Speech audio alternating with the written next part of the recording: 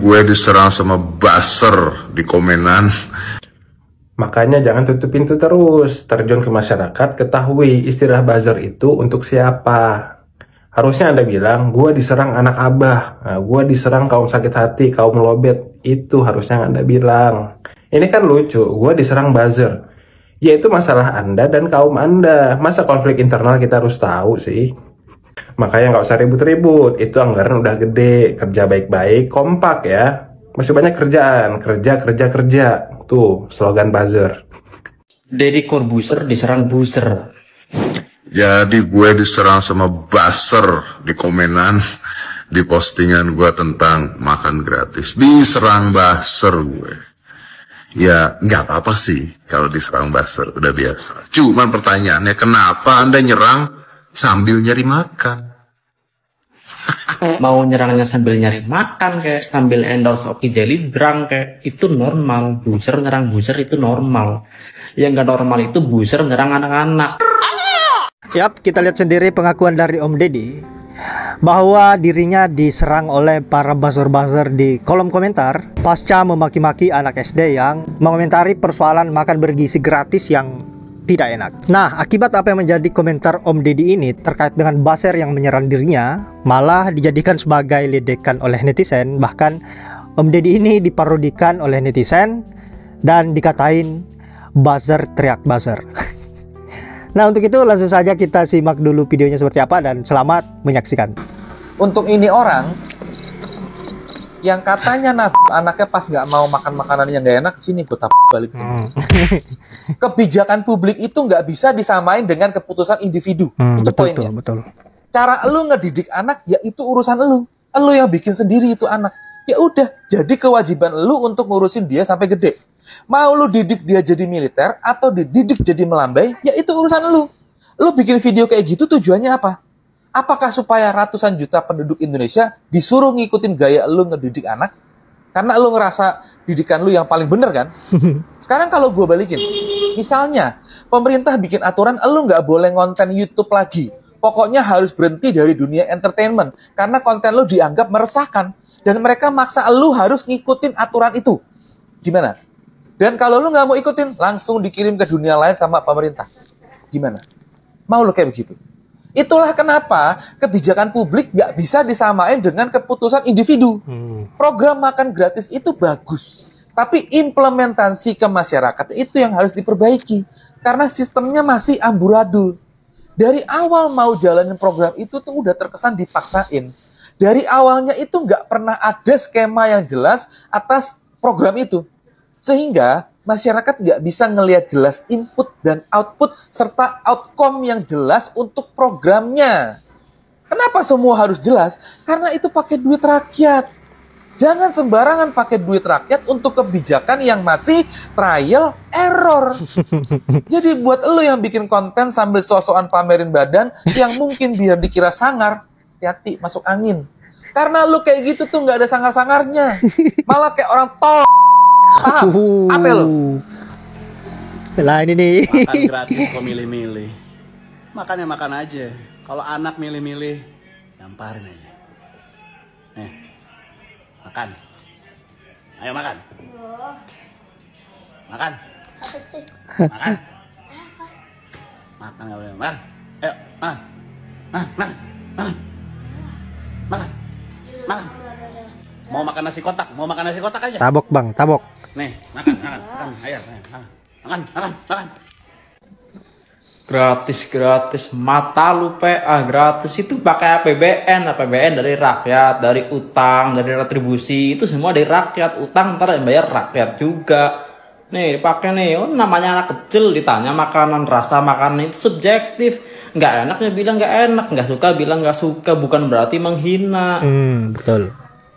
Ini buat semua anak-anak di siapapun dimanapun yang dapat MBG ini, kalau nggak suka bilang aja nggak suka, nggak enak bilang aja nggak enak, nggak apa-apa, nggak usah takut nih. Ini botak marah-marah nih. Halo guys, soal makan bergizi gratis lagi.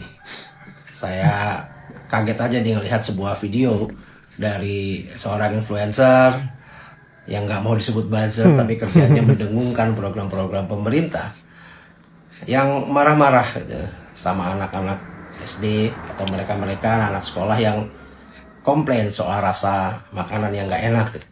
Katanya mereka nggak bersyukur, sampai keluar kalimat seberapa kayanya sih kalian sampai nggak mau makan makanan itu. Lalu membandingkan dengan anaknya gitu, yang mau makan nasi kotak di lokasi syuting.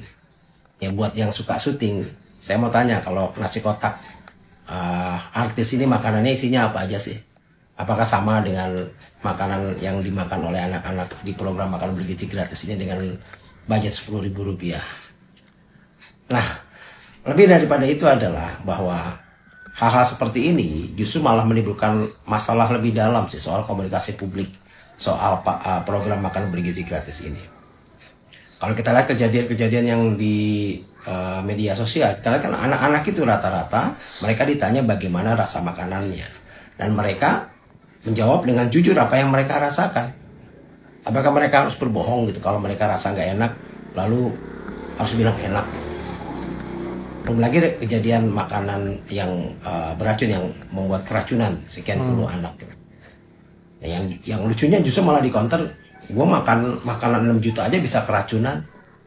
Wah, situ makan makanan 6 juta aja bisa keracunan. Nah, gimana yang 10.000? Ya, saya bingung juga ya, kenapa sih harus memakai buzzer ya untuk buzzer premium. Apa kurang banyak itu jubir di kantor komunikasi presiden? Bahkan ada jubir yang punya jubir lagi, punya staf khusus yang punya staf lagi. Maksudnya mereka inilah yang harusnya lebih paham substansi program ini gitu ya. Lalu mensosialisasikan dan menjelaskan jika terjadi masalah atau hal-hal yang membuat bingung di masyarakat. Karena harusnya program makan bergizi gratis ini bisa bermanfaat gitu ya, untuk perbaikan gizi anak gitu ya. Kalau memang dikerjakan dengan baik dan benar, bisa saja membangkitkan ekonomi lokal kalau transparansinya jelas. Termasuk juga pemberdayaan ibu-ibu yang bisa dilatih untuk bisa memasak dengan higienis, itu akan lebih baik. Karena mereka kan ibu ya, dan mereka pasti nggak mau juga, nggak akan tega kalau memberikan makanan basi bagi anaknya yang sekolah. Saya rasa penting sekali bagi semua pihak untuk mengawasi program ini, termasuk DPRD gitu ya, mengecek segala sesuatunya, mengecek para vendornya, ya, pengusaha, soal berbagai macam komplain. Saya rasa itu justru malah baik ya untuk kontrol. Karena kita kan negara demokrasi, bukan negara otoriter.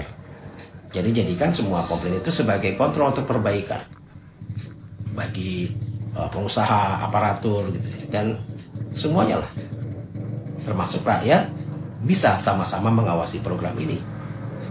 Jadi ini adalah program yang dibiayai oleh kita, karena kan menggunakan APBN. Kenapa kita nggak boleh komplain? Salam. Sedet, aku iki arep takon. Kon niku tau cilik apa langsung gede ngono iku?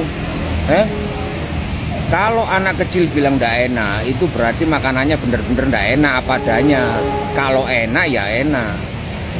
Dan itu menjadi evaluasi kita semua, khususnya pemerintah. Ngono lho, Det. Lah apa anake wong kok semprot iku? Oh, gatel niku. Yap guys, saya kira itulah berbagai komentar dari netizen. Saya kira cukup menghibur. Om Deddy ternyata tidak jauh berbeda dengan buzzer-buzzer lainnya yang selalu nyebokin junjungannya, yang selalu nyebokin penguasa demi cuan. Bahkan sampai anak-anak kecil rela dia marahi, rela dia intimidasi hanya untuk cuan. Ini sangat memprihatinkan. Nah sahabat-sahabat, saya kira Mimin tidak berlama-lama. Terima kasih sudah menyempatkan diri untuk menonton video yang saya sajikan. Semoga kalian sehat selalu, dimudahkan rezekinya. Saya akhiri dengan ucapan wallahul muwaffiq ila aqwamit thoriq. Assalamualaikum warahmatullahi wabarakatuh.